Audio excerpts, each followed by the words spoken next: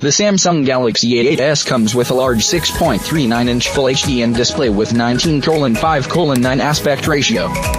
The phone is powered by the Qualcomm Snapdragon 710 SoC, backed with 6GB RAM and 128GB internal storage that can be expanded to 512GB using a microSD card.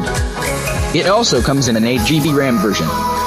The optics of the phone include a 10-megapixel sensor, a 24-megapixel sensor and a 5-megapixel sensor.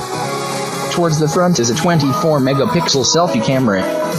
The Galaxy A8s runs on Android 8.0 Oreo out of the box, with Samsung Experience UI 9.5 and is powered by a 3,300 mAh battery. In terms of design, the Galaxy A8s comes with a glossy finish body with aluminum frame. Samsung hasn't revealed the price of the Galaxy A8s.